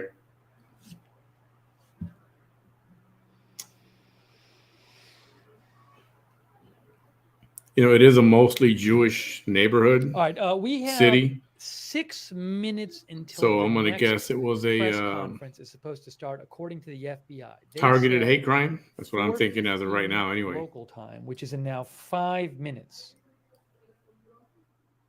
Somebody did post the name of. So we're waiting for that. We will. Someone in particular with a photograph, and they said this is the shooter. In 5 minutes. But nobody else has posted that. Let me know what you're hearing. I'm going to save it. You have comments, but it's not confirmed, so I'm not going to show that. On Twitter. And I just want to go over again. This is Highland Park, Illinois, a suburb of Chicago, about 25 miles north of Chicago. This shooting happened at the parade about 10:15 this morning, about 15 minutes into the parade. And the shooting happened at 2nd and Central. And the shooter was a single person, a single man was on a rooftop, perhaps either that building there or that building there. And a number of victims were in this area here, because I saw a photo showing 3 bodies in this area and also other people down in this area. I don't know if there were other areas people were hit, but there were definitely victims in this area right here. The parade was traveling down Central Ave, going west that way. And roughly a 1 block radius, roughly a 1 block either way, 1.5 blocks either way, police are concentrating their efforts looking around that area. And they found, they do have a gun, police, that they found. So 6 dead, 23 transported to hospitals, others walking. And they're not saying what kind of gun it is. It's safe to assume it's an AR-15. And thoughts with those injured? It sounds like some of the injured are in critical condition. So I mean, you figure they don't want to say, they don't want this to turn into a political July 4th parade situation, which it will turn into. CNN says investigators tracking serial number of firearm found on rooftop. Well, duh. That is a new report from CNN.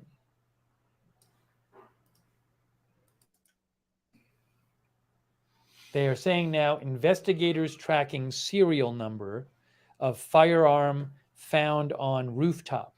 Well, you know they would. That's a CNN headline right now. And I imagine that's information that's pretty quick for them to get. And just because we don't have the information, Also, a hospital presser is coming. it doesn't mean they don't have it. Obviously, they don't need to tell the public every freaking thing right now. Highland Park Hospital, we are waiting on a presser. That's going to start in 20 minutes. We will hear from some of the doctors treating victims.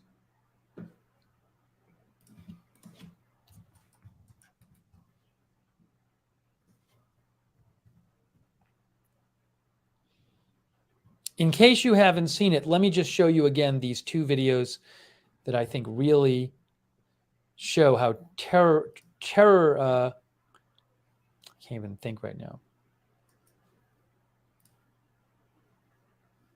It's a synonym for frightening. I want to say terrorizing. That's not the terrifying is what I wanted to say. Terrifying this was. So this is a video taken at that right next to the intersection, basically at the intersection. The intersection is slightly to the left here. Jake posted this. This is right near where the shooting was. You will not see a bodies or anybody hit in these videos that I can see, or a shooter visible and I can see these videos, but you will hear gunshots. In case you hadn't seen it, here's one of them. This person, Jake, posted it. I don't know where Jake found it, but very, very scary. So here's this video where you hear gunshots.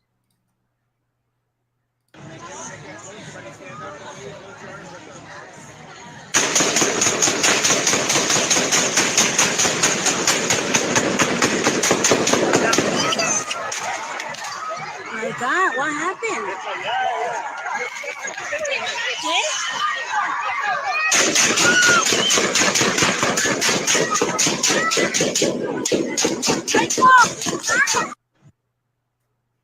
Just horrific.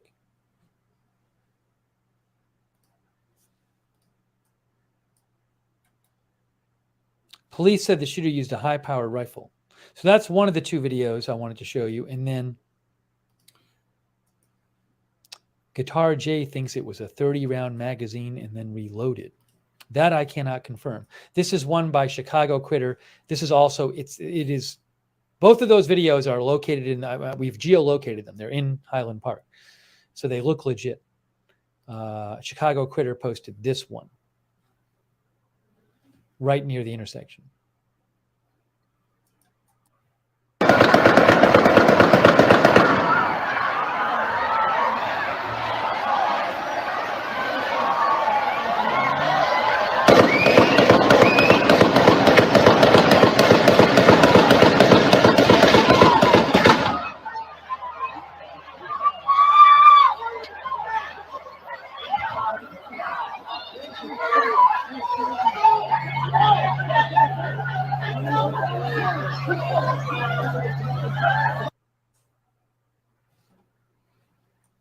So this person just attacked, they just attacked the parade.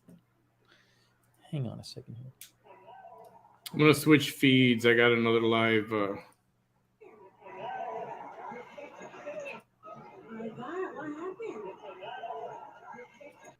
Okay, let's move. That deadly parade shooting.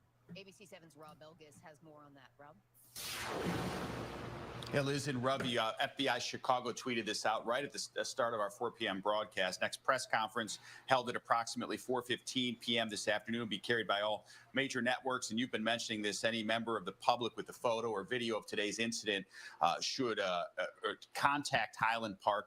Illinois police or the FBI. So interrupt me here as we're going to spend a few minutes going through the list of cancellations in the Chicago area. Ravi and Liz, if you hear anything, just cut me off as that news conference is starting, because obviously they've been providing some critical new information to us as the search for this shooter continues. A lot of cancellations in the Chicago area because of what has happened in Highland Park today. We have a series of graphics. Let's just get right to them. I run through these for you. Arlington Heights Frontier Days canceled. Buffalo Grove Symphonic Band concert and the fireworks show also canceled. Deerfield Family Days and Parade canceled. Elk Grove Village concert and fireworks show.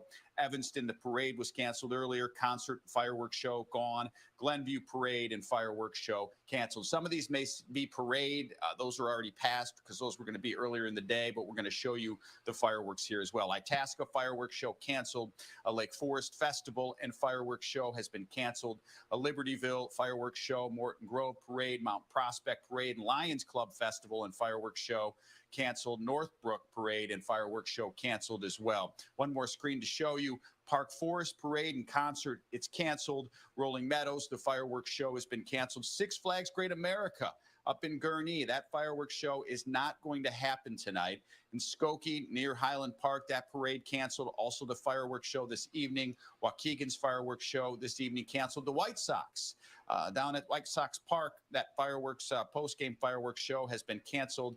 And the Winnetka fireworks show has been canceled. One that we just learned of that's not on the list I just read you, Oak Park has canceled its fireworks show tonight. So a lot of those parade times have passed, Ravi and Liz. Those did not happen, obviously, but now we're seeing these fireworks shows being canceled tonight.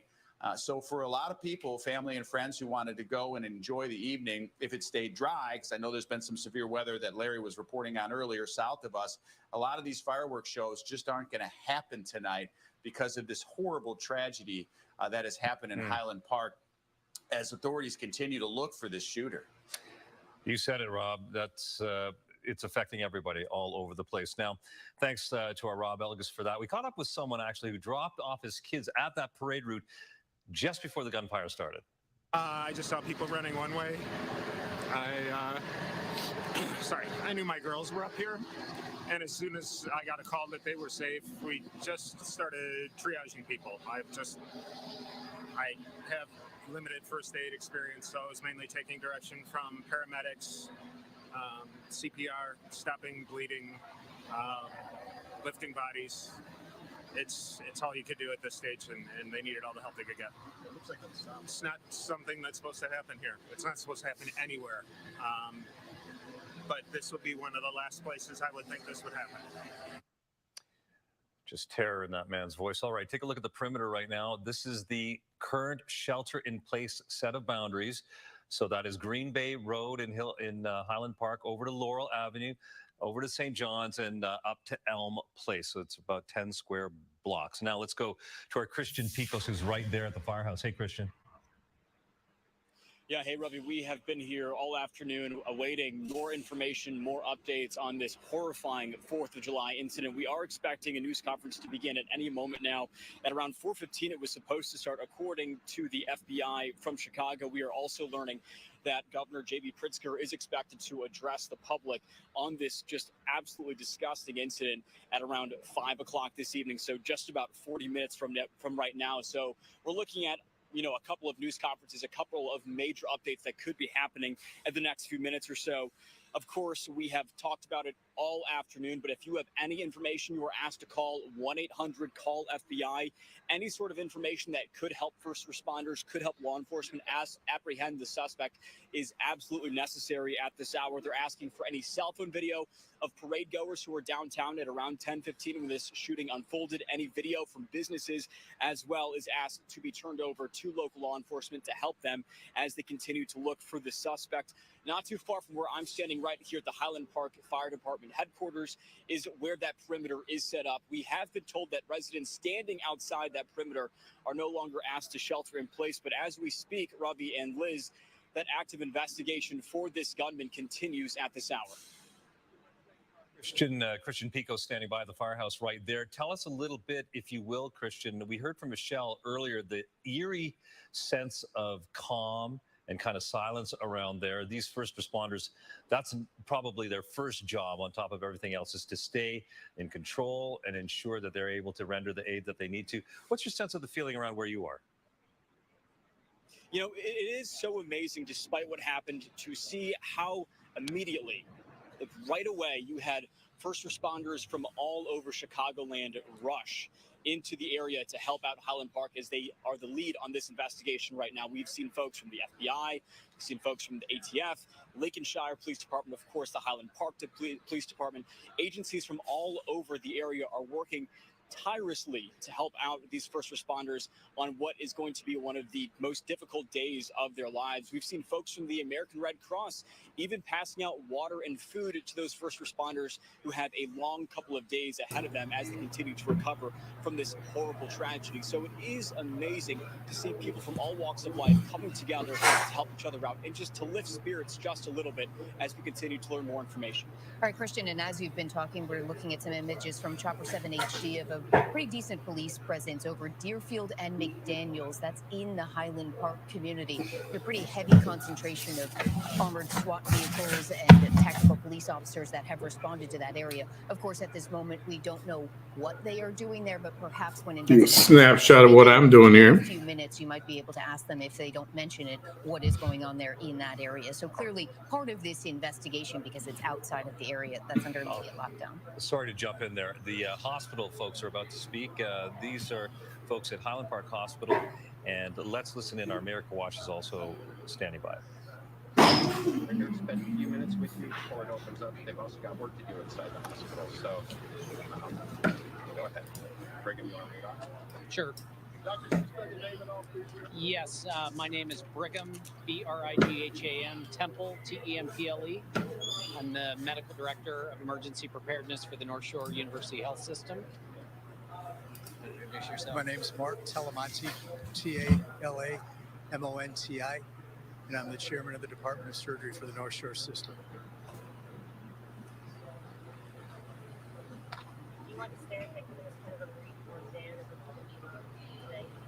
Sure. So for those of you who didn't hear, just a brief rundown of what occurred today here at Highland Park Hospital. Shortly after the events that occurred in downtown Highland Park, our team here at Highland Park Hospital was notified of multiple victims that were involved in a mass shooting or casualty event. Our team very quickly activated one of our internal messaging codes called Code Yellow, which is for mass casualty and trauma response, to mobilize our surgical teams, to bring in other resources, and within a very short amount of time started to receive a number of ambulances from the emergency medical services system. We received in total about 26 total patients, 10 of which were transported by ambulance. During that time, in a very short amount of time, we had nearly 20 additional physicians and more than 20 additional nursing and support staff here in our emergency department, as well as in other areas of the hospital, to help take care of the patients that were brought in. And all of those individuals came as a result of following our protocols. We also put in a extra safety or security protocol where we locked down the hospital. Hence why we're meeting out here in the parking lot as we continue to try to maintain a very safe environment in our hospital for our patients and our staff. Doctor, could you talk a little bit about the age? So of the 26 individuals that showed up here at Highland Park Hospital, 25 of those did sustain gunshot wound injuries. Some of them were minor, some of them were much more severe, and some of those patients were in critical condition when they did arrive here to the hospital. Any commonality between the gunshot injuries? Were they all different parts of the body? They were all different parts of the body, extremities, as well as other more central parts of the body as well. Do you have any specific number on what conditions those 25 are in? Are there a certain number? Yeah, so of the 25 who came in with gunshot wounds, 19 of those individuals were able to be treated and actually discharged home after they had had their full medical evaluation and treatment. Several others did arrive in more serious conditions and did have to be admitted. We had one that had to be transferred over to Evanston Hospital under the care of our great neurosurgical team. We had a couple of other patients that need to be admitted to either our trauma surgical team, which are represented here, as well as to some of our orthopedic trauma surgeons. Doctor, can you give us an age range of what you've been treating? Absolutely. So the age range ranged from about 8 years old was our youngest patient, up to 85 years old. How many children? I can't give you a specific number on the number of children, but it was definitely around 4 or 5. What happens in an emergency room when you get that many gunshot victims coming in at once? Well, we immediately have to make space for all these patients to come in, and hence why I commented before how we use some internal processes to mobilize resources. Our wonderful surgical and trauma staff were immediately alerted through emergency messaging that we had a number of patients that were going to need emergency medical services and their evaluation. On top of that, many other emergency physicians, pediatricians, internists, surgeons, trauma surgeons, anesthesiologists, and others were also notified and mobilized to help take care of the number of patients that were coming in. Your staff looks, of course, shaken up. What is this like?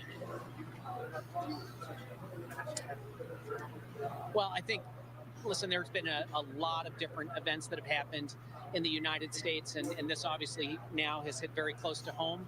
It is a little surreal to have to take care of an event such as this, but all of us have gone through extensive training. We go through a number of different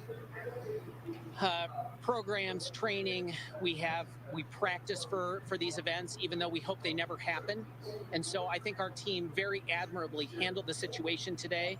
Of course, we provide services that include social work, and we have others involved that our team, as well as our patients, will have a chance to talk to therapists and counselors to debrief after something that is so traumatic. If anyone has a loved one in the hospital, anything they need to know, or if families all to know? So families have all had the opportunity to actually come into the hospital and wait. We had liaisons working with those family members, and all of those family members have been reunited with the patients that were here and treated at our North Shore hospitals. Anybody from the nursing staff that perhaps might want to talk to us? Does anybody from the nursing staff want to talk? They started their 4th of July parade at 10 a.m. Come on up. So this is Barb Croak. She's one of our emergency medicine nurses. She also does a number of administrative roles here at North Shore and has a wealth of experience. Good afternoon. Tell us what it was like for the nurses here. So we have an amazing team of nurses who every day give 1,000% of their time and talent to their profession. They all immediately go into emergency mode, and they are trained in trauma and pediatric care as well. They have extensive training. They're amazing people. They showed their proof in COVID, and now with this absolutely upsetting and tragic mass shooting, they came to the call to duty. They were fantastic. Multiple nurses taking care of one patient at a time because there's family members. Emotional support is needed. Advanced trauma care, advanced emergency care, EMS personnel. So amazing squad of nurses. Very proud of them. I'm very, very thrilled to call them my colleagues. Yes. Clarify some of the numbers. You said 26 patients were taken here, 25 were travelers, and then 19 were discharged. Yeah, so actually we had two patients that were transferred to Evanston, one of them to get further neurosurgical care. One of them was also a pediatric patient, and so our inpatient pediatric unit is over at Evanston Hospital. We had another patient who was transferred over to Skokie Hospital, which is our orthopedic specialty hospital, and another patient who was transferred down to Comer Children's Hospital after getting some emergency surgery. I would also like to add that our nursing staff were phenomenal, but the gentlemen that stand behind me here and ladies that stand behind me provided amazing emergency surgical and orthopedic care. With me is Dr. Talamonte and Dr. Andy Agos, who helps run our trauma surgery program, and the response that they made, the time in which they arrived to help support and take care of these patients was absolutely phenomenal. Dr. Talamonte, could we speak to you for just a moment? Sure. You were off-site when the initial call came in. Yes, sir. Tell me what happened at that point. I got a text message that there had been a mass shooting in Highland Park, and could I call Highland Park Hospital, which I did, and talked to the chief of surgery there, John Lynn, who was actually out of town but got the first call. And when I heard that there was a mass shooting, I made sure that we had our full trauma team mobilized. They already were here. All the trauma surgeons came in, even the ones that weren't on call this weekend. So they had already come to Highland Park. And as Dr. Temple said, some of those patients were stabilized and transferred to Evanston. There was one patient who underwent exploratory surgery at Evanston for a gunshot wound. And that patient was being operated on by the trauma surgeons there. And then there was a child who was shot and injured here that was too unstable to transfer. So the trauma surgeons and the anesthesiologists and the nurses, all of whom did an extraordinary job, really nothing short of heroic. They stabilized that patient, repaired the injuries that needed to be repaired. And that child is now en route to the University of Chicago by helicopter to the Children's Hospital at the University of Chicago. So two patients that have been operated on thus far. There are other patients with soft tissue injuries and orthopedic injuries that will require some surgery, but not in terms of loss of life or limb. Those patients have been taken care of and are stabilized. And one's transferred, one's down at Evanston. May I just ask, how many patients are still currently here? I'm sorry? How many patients are still currently being treated here? So actually, currently, there are only 2 patients who are still here that are admitted to the hospital for further care and treatment. All other patients have been discharged at this point or transferred to other facilities. Yeah. Two. What are their conditions? They're stable. They're stable. Dr. Talamanti, as a doctor, I mean, your first concern is treating the patient. What do you think about when you go through something like this? You see your colleagues have to go through something like this. It's a tough question to answer. Obviously, there's a lot of emotions, but these trauma surgeons, I mean, their reflexes are extraordinary. They know exactly what to do. The nurses are crackerjack nurses. So you stand in awe at their competency and their professionalism, but it breaks your heart to see people, innocents, essentially wounded. And then you see the heroic effort to save their lives, and it's a tough day, but a good day. We took care of sick people. Our doctors and our nurses did a great job. Any stories you can think of about something a patient may have said to you while you were treating them or advising them? I was really up in the operating room most of the time. The young doctors, the emergency room doctors, I think they encountered the blunt of the emotions and the families. And again, credit to them. Credit to them. Doctor, how do you train for an event like this, an event that most often doesn't come? Yeah, that's a great question. You train, you have the reflexes, you have the system of care. Remember, one doctor can only take care of one patient at a time. But when you see these kind of mass casualties, the system has to respond, and those reflexes have to be exercised, they have to be tested, and the system responded appropriately. The blood bank, the emergency room, the radiology department, the anesthesiology department, everybody came to either Highland Park or Evanston. So we had a sufficient number of doctors, nurses, anesthesiologists, blood bank people to take care of these patients. But the system has to have those quick reflexes, and you have to practice that, and you have to prepare for that. That doesn't happen by accident. Thank you. Thank you very much. Any last questions? Can you just go over the numbers one last time? Yeah, so Highland Park Hospital had a total of 26 patients that arrived either by ambulance or by private vehicle. 6 patients were taken to Evanston Hospital, and 4 patients were taken to Glenbrook Hospital. There were also additional patients that were taken to other hospitals that are not part of the North Shore system, particularly Lake Forest Hospital. We have 2 patients here in stable condition. We have 2 patients that are currently admitted in stable condition, correct?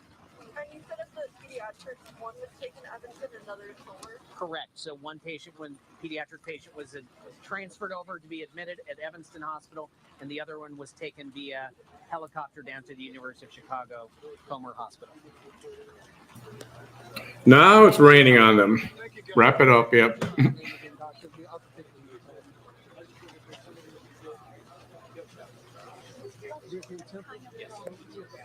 His name is Mark Talamanti. Talamanti? Yeah, Talamanti. Great, thank you.